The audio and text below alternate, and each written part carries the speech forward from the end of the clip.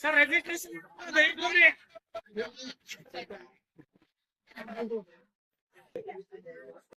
అబాలి చేయడానికి కోసం అని చెప్పేసి యావత్ కర్ణాటక రాష్ట్ర ఉద్యోగులు అధికారులు గలమెత్తినారు.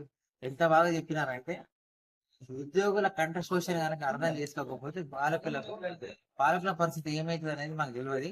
అందుకోసమని ఉద్యోగుల పట్ల సానుభూతి అక్కర్లేదు, ఉద్యోగుల పట్ల ప్రభుత్వాలు ఆలోచించక తప్పదు అని చెప్పేసి అల్టిమేటం ఇవ్వకుండా నేను చేశాను.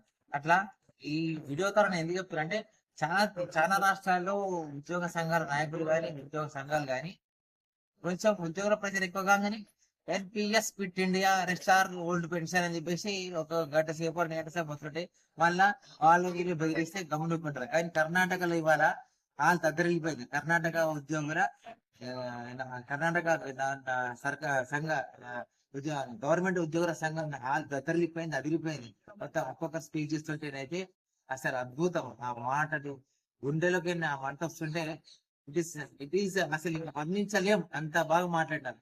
ఎందుకు చెప్తున్నా అంటే కర్ణాటకలో ఉద్యోగులు ఎంత బాగా ఆర్గనైజ్ చేస్తారంటే సండే అయినప్పటికీ కూడా మా ఇంటి పని అనుకొని వచ్చిన అట్లా ప్రతి ఉద్యోగి గనక పాత పెన్షన్ సాధన మన పని అనుకుంటే చాలా కఠినంగా మంచి ఉధృతంగా జరుగుతాయి. కానీ కొంతమంది ఉద్యోగులకు ఇప్పటికీ కూడా వాళ్ళు తీసుకుంటున్నది న్యూ పెన్షన్ స్కీమ్ అనేది తెలియదు, ప్లస్ కాంట్రిబ్యూటరీ పెన్షన్ స్కీమ్ అనేది ఏదో జీతం వస్తే తీసుకుంటున్నాం అంతే.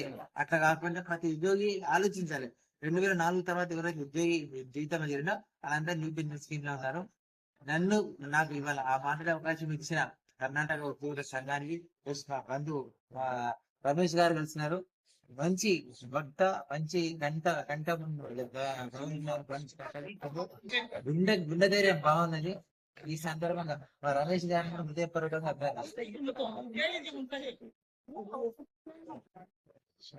అక్కడ